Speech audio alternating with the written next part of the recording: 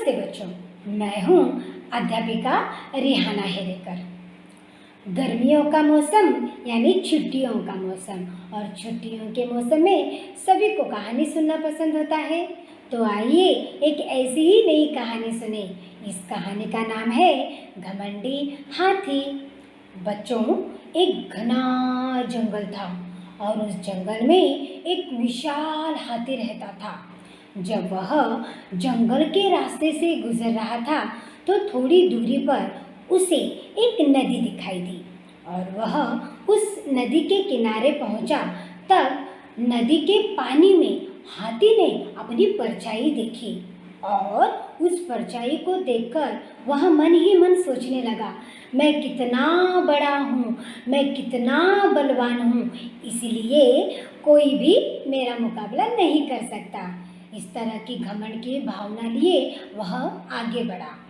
जब वह थोड़ी दूर तक पहुंचा तब रास्ते में सबसे पहले उसे एक लोमड़ी मिली। हाथी ने उस लोमड़ी को लड़ने के लिए ललकारा, मगर बेचारी हाथी को देखते ही लोमड़ी घबरा गई और वहां से वह भाग गई। थोड़ी दूर पर चलते चलते चलते उसे एक भालू मिला। हाथी ने उस भालू को भी लड़ने के लिए ललकारा, मगर बेचारे ने लड़ने के पहले ही उससे अपनी हार मान ली और वहाँ से 9-10-11 हो गया।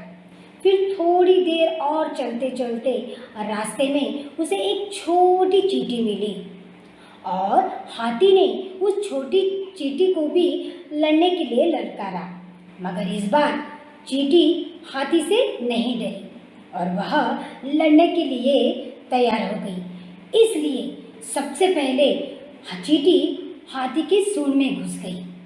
जब चींटी हाथी के सूंड में घुस गई, इससे हाथी इतना परेशान हो गया, उसने चींटी से विनती की, प्रार्थनाएं की, फिर माफ़ी मांगी।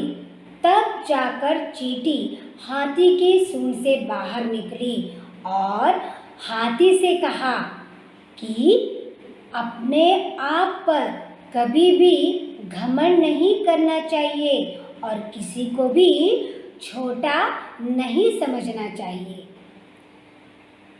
मैं आशा करती हूँ आपको मेरी कहानी पसंद आ गई होगी। धन्यवाद।